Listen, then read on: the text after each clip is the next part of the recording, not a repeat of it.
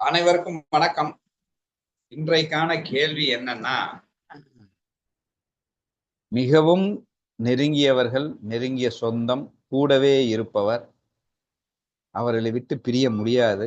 ஆனால் அவர்கள் நம் சுதந்திரத்தை பறித்து கொண்டு எப்போதும் தொல்லை கொடுத்து கொண்டே இருக்கிறார்கள். அந்த மாதிரி விஷயத்த எப்படி ஹாப்பியாக, சந்தோஷமாக டீல் செய்வது? அதான் கேள்வி.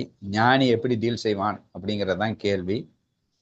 ஸோ அந்த கேள்விக்கு பதில் என்ன பொறுத்த வரைக்கும் நான் கேம் ஃபீல் அப்படின்னு தான் நான் கொண்டு வர போறேன்.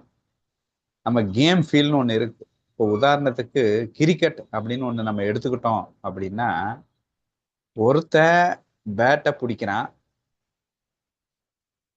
ஆனா மீதி 11 ரெஸ்ட்ரிக்ஷன், மீதி 11 பேர் அவனை அவுட் ஆக்குவதற்கு, அவன் சுதந்திரத்தை பறிப்பதற்கு, அவன் இஷ்டத்துக்கு அவனை விடாமல் தடுப்பதற்கு நிக்கிறான். அப்ப பந்து 100 கிலோமீட்டர் வேகத்தில் வீசப்படுகிறது. பின்னால் ஒருத்தன் கண்ணில் விளக்கெண்ணை ஊற்றி விட்டு எங்கடா வெளியே போனா தூக்கிடுவோன்னு காத்திருக்கான். ஒருத்தன் ரன் எடுக்க விடாம முன்னேற்றத்தை தடுப்பதற்கு ஒரு 9 பேர். இந்த மாதிரி சூழலில் சுதந்திரமாக அவன் எப்படி இருக்க முடியும் அப்படின்னு கேட்டா, கண்டிப்பாக அவனால் சுதந்திரமாக ஜாலியாக அந்த சுச்சுவேஷன்ல இருக்க முடியும். எப்போது? முதலில் அவன் கவசம் அணிந்திருப்பான், ஹெல்மெட் போட்டிருப்பான், இங்க ரிஸ்ட்ல ஒன்று போட்டிருப்பான், இங்க ஒன்று போட்டிருப்பான், தொடையில ஒன்று போட்டிருப்பான், அப்டமன் கார்டுன்ட்டு கீழே ஒன்று போட்டிருப்பான், காலில் 2 பேடு, ஷூ அப்படின்னு சொல்லி மொத்தமாக ஒரு கவசம் அங்கே கொடுக்கப்படுகிறது. ஸோ இந்த கவசம் என்பது என்ன அப்படின்னு நம்ம பார்த்தோம்னா, ஒன்றும் நீங்க ஞானத்தில் எடுத்தீங்கன்னா பற்றற்ற தன்மை அப்படின்னு எடுத்துக்கோங்க, இல்லைன்னா சரண்டர் அப்படின்னு எடுத்துக்கோங்க. ஸோ அந்த ஈகோ இல்லாத கேரக்டர், ஒன்று சரண்டர் இல்லை பற்றற்ற தன்மை, அதுதான் அவனுடைய கவசம். அதுதான் அவனை காப்பாற்றும். என்னால் என்னை காப்பாற்ற முடியாது. ஸோ அப்போ அவன் தான் என்னை காப்பாற்றணும். ஏன்னா ஹெல்மெட்டு தான் என்னை காப்பாற்றேன். என் மண்டைக்கு அவ்வளோ சக்தி கிடையாது. ஹெல்மெட்டை நம்பி தான் நான் இருக்கிறேன், பேடை நம்பி தான் நான் இருக்கிறேன், அப்டமன் கார்டை நம்பி தான் இருக்கிறேன், நெஞ்சில் ஒரு பேடை வச்சுருப்பான் அதை நம்பி தான் நான் இருக்கிறேன். அப்போ அது என்னை காப்பாற்றணும், அதை நான் சரணடைகிறேன்னு சொல்லிட்டு அப்போ ஃபர்ஸ்ட் நான் சரண்டருக்கு போயிடணும். அப்போ அந்த சரண்டர் எனக்கு மிகப்பெரிய காடு. ஏன்னா எல்லாம் என்னால் டீல் பண்ண முடியாது. நான் சரண்டர் ஆனா எனக்கு பிரியமான பக்தன் இவர், எனக்கு என்னுடைய மனைவிமார்கள், அவர்கள் என்னை சரணடைந்து விட்டால் போதும், அவருடைய லோகசேமத்தையும் யோகசேமத்தையும் நான் பார்த்து கொள்கிறேன், அவர்களை பாதிப்பில்லாமல் பார்த்து கொள்வது என் பொறுப்பு. அரசனுடைய மனைவி எங்கேயாவது பிச்சை எடுப்பது உண்டா? அரசனுடைய மனைவியே பிச்சை எடுக்கவில்லை என்றால் என் மனைவிமார்கள் எப்படி அவர்கள் பிச்சை எடுக்க முடியும்?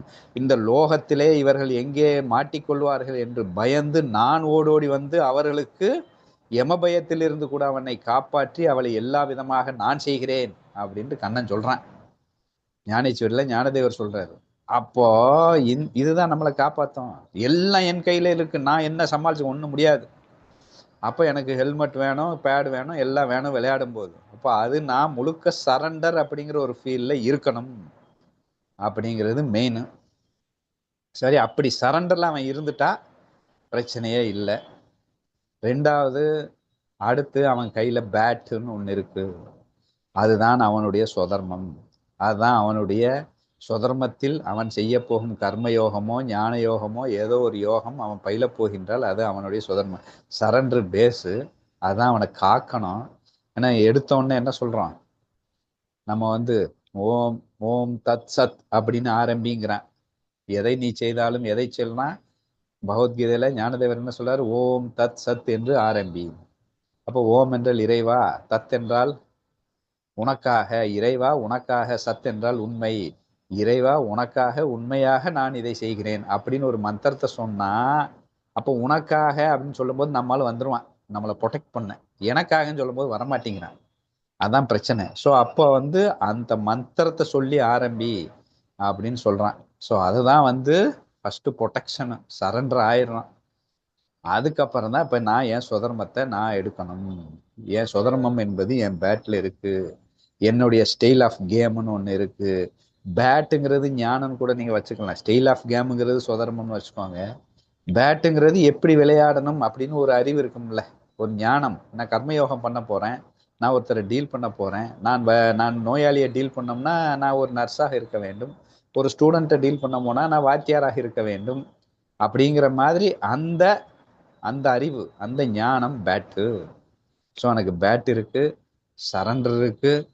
அதுக்கப்புறம் என்னுடைய லைஃப் கேமை நான் என் சுதந்திரத்தில் நான் விளையாட போனேன்ட்டு நான் முடிவு பண்ணிட்டேன். இது எல்லாத்தையும் எதிர்பார்ப்பு இல்லாம விளையாடணும் அப்படின்னு நான் முடிவு பண்ணிட்டு நான் இருந்தா எனக்கு எவ்வளோ கிலோமீட்டர்ல பந்து போட்டாலும் சரி, எத்தனை பேர் சுத்தி இருந்தாலும் சரி, நான் கேம் ஃபீல்டுக்கு வந்துடுவேன், கேம் மூடுக்கு வந்துடுவேன். எனக்கு இப்ப கேம் ஃபீல்டு கேம் மூடு இல்லாத காரணம் என்ன? சரண்டர் இல்லை ஃபர்ஸ்ட். அதுக்கப்புறம் சுதர்மத்தில் அந்த பேட் இல்லை என்கிட்ட, அதற்குண்டான அந்த டீல்ட்டு நாலேஜ் எடுக்கல. ஸோ அது பேட் இல்லை. அடுத்து என் சுதர்மத்தை விட்டுட்டு வேற ஏதோ நான் பண்ணிட்டு இருக்கேன். ஏன் கேம் ஆஃப் விளையாட மாட்டேங்கிறேன்? அப்ப இத்தனை பிரச்சனை இருந்தா பந்து ஓடி வரும்போது நம்மளே நடுங்கிருவோமே. அப்புறம் ஒரு கவசமும் இல்லாம நான் பேட்டை பிடிச்சா முடியுமா? ஏன்னா வர்றது அப்படி ஆக்ரோஷமா வருது. பந்து 150 கிலோமீட்டர், ஏன்னா அப்படி எதிரி அப்படி இருக்காங்க, ரொம்ப வலுவாக இருக்கிறாங்க. அப்ப நான் என்ன பண்ணணும் அப்படிங்கறதுதான் கேள்வி. இது எல்லாத்தையும் விட ரன்னர் சைட்ல ஒருத்தன் இருப்பான், நம்ம டீம் பிளேயர். அதுதான் குரு, இல்லைன்னா நம்மளுடைய வெல்விஷர் வச்சுப்போம். அந்த குரு உன்னை கைட் பண்ணுவான். ஏன்னா அவன் எதிரில் நிக்கிறான், நம்ம பண்ற தப்பு அவனுக்கு தெரியும். அப்போ அவன்கிட்ட சரணடைஞ்சின அபிமானம் இருக்கக்கூடாது. எதிரானவன்ட்ட அவன் பந்து போடுறத பாக்குறான், நம்ம விளையாடுற விதத்தை அவன் பார்த்துட்டு இருக்கான். ஸோ அவன்கிட்ட சஜஷன் கேட்டுக்கிறணும். அவன் நமக்கு ஹெல்ப் பண்ண தயாரா இருக்கிறான். அவனும் களத்திலே இருக்கிறான். களத்துல ரன்னர்ல அவன் தான் நிக்கிறான்.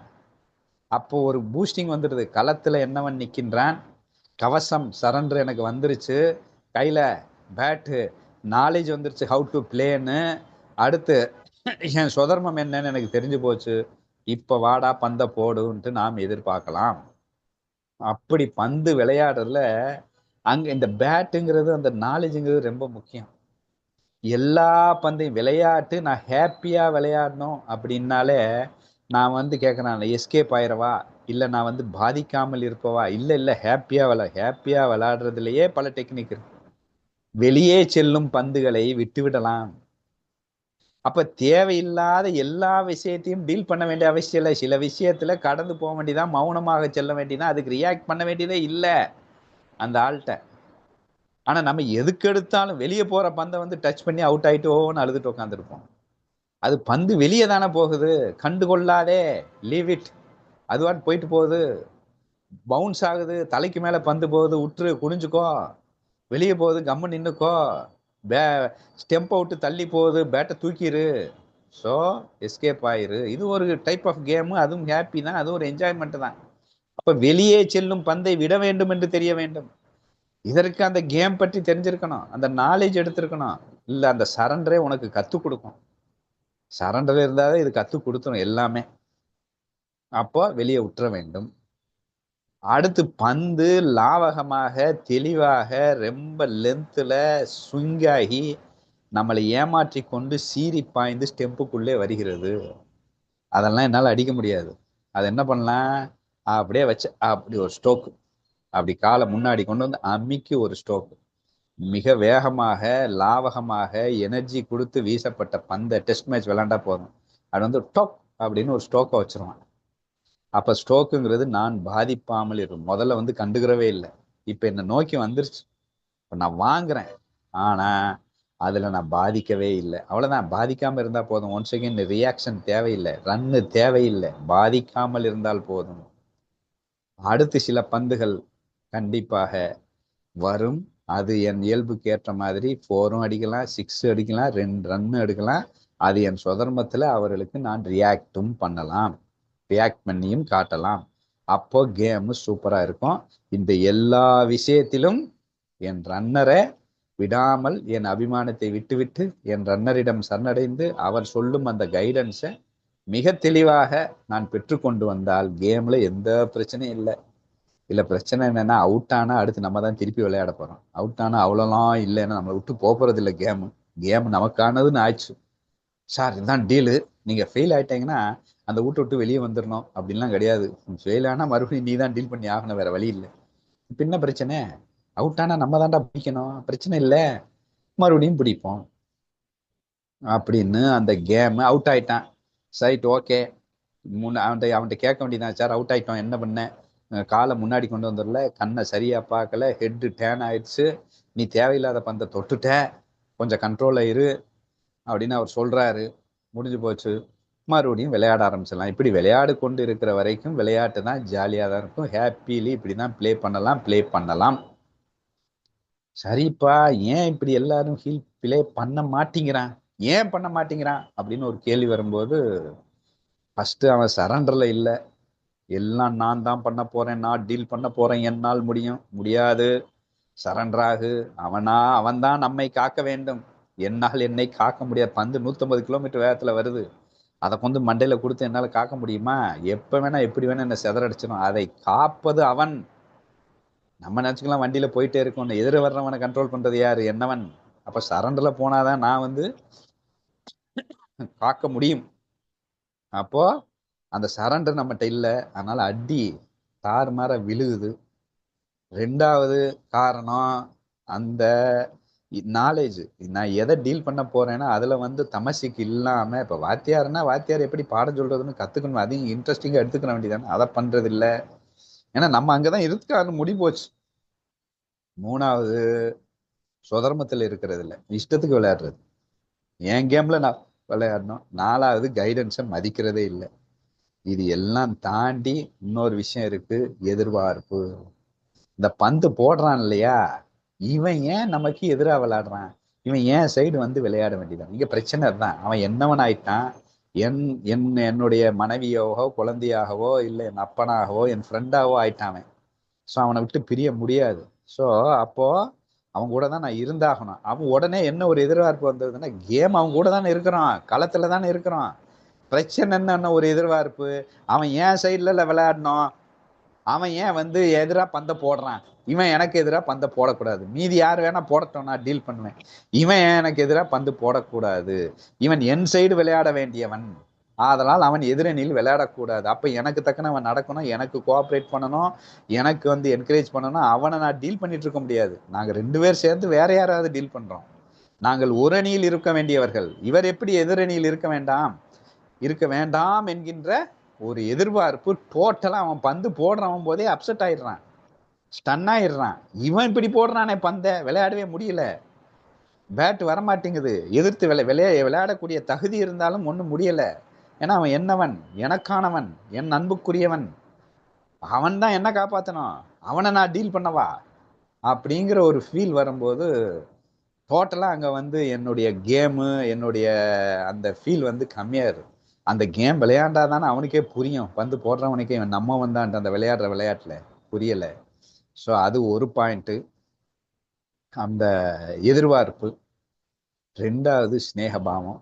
நான் ரெண்டு சேர்ந்துதான் சொல்லியிருக்கேன். ஸ்நேகபாவத்தால் எதிர்பார்ப்புன்னு வச்சுக்கோங்க. அவன் மேல இருக்கிற ஒரு பற்று, ஒரு பாவம், ஒரு ஃபீலு என்ன ஆகுதுன்னா, ஆட்டோமேட்டிக்கா அந்த கேமை என்னால விளையாட முடியல. இந்த ஸ்நேகபாவம் தடுத்துடும். அந்த ஸ்நேகபாவமும் எதிர்பார்ப்பும் கவசமும் இல்லாததும் சரண்டல் இல்லாததும் சுதர்மம் இல்லாததும் சேர்ந்து அந்த விஷயத்தை, சாதாரணமா விளையாடக்கூடிய அந்த விஷயத்தை மிக பிரம்மாண்டமாக்கி கொலாப்ஸ் பண்ணி வேதனைக்கு தள்ளி, சந்தோஷமாக இருக்கு டீல் பண்ண வேண்டிய விஷயத்தை கஷ்டப்பட்டு வேதனைப்பட்டு கொலாப்ஸ் பட்டு நான் நொந்து கொண்டிருக்கின்றேன் அப்படிங்கிறது ஒரு பாயிண்ட். ரெண்டாவது பாயிண்ட் சிம்பிள், அதே தான் சொன்ன, எனது பிரச்சனை எனது. ஒருத்தன் பைத்தியக்காரன் ஆஸ்பத்திரியில போய் வேலைக்கு சேர்றான், 8 மணி நேரம். 8 மணி நேரம் பைத்தியத்தை டீல் பண்ணிட்டு தான் இருக்கிறான். இப்ப 8 மணி நேரம் வீட்டுக்கு வர்றான், வீட்டுல ஒரு பைத்தியம் இருக்குன்னு வச்சுக்கோங்களேன், அவனால டீல் பண்ணவே முடியறது இல்லை. என்ன பாவம் செய்தேனோ, என்ன தவறு செய்தேனோ, எனக்கு இப்படி கொடுமையா அப்படின்ட்டு இறைவனம் நொந்து கொண்டு, காரணம் எனதுன்னு வந்துருச்சு. அங்க 10-15 பைத்தியங்களை, இதை விட மோசமான பைத்தியங்களை வேற லெவல்ல 8 மணி நேரம் டீல் பண்றான். அதே 8 மணி நேரம் தான் வீட்டுல இருக்கான், அடுத்த 8 மணி நேரம் தூங்கிடுறான்.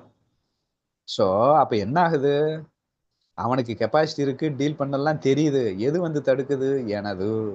டீச்சரு 8 மணி நேரம் ஸ்கூல்ல இருக்குது. 8 மணி நேரம் ஸ்கூல்ல இருக்கிற டீச்சரு எல்லா விதமான பசங்களையும் குற்றச்சாட்டுகளையும் கோமாளித்தனத்தையும் குறும்புத்தனத்தையும் வேதனைகளையும் கிண்டல்களையும் எல்லாத்தையும் சூப்பரா டீல் பண்ணது டீச்சர். எந்த பிரச்சனையும் இல்லை. ஆனா வீட்டுல அதே பண்றான் பையன், டீல் பண்ண முடியல, வேதனை கஷ்டம், ஏன் இப்படி இருக்கு அப்படின்னு முடங்கி வேதனைப்பட்டு என் சுதந்திரம் போச்சேன்னு கதறுதல். அந்த 8 மணி நேரம் சுதந்திரம் போனது வாலண்டரியா நானா விரும்பி 8 மணி நேரம் பைத்தியக்காரனை சமாளிப்பதற்கும் பசங்களை சமாளிப்பதற்கும் நான் எடுத்துக்கொண்ட ஒரு தொழில். அதை நான் என்ஜாய் பண்ணிட்டு இருக்கேன்.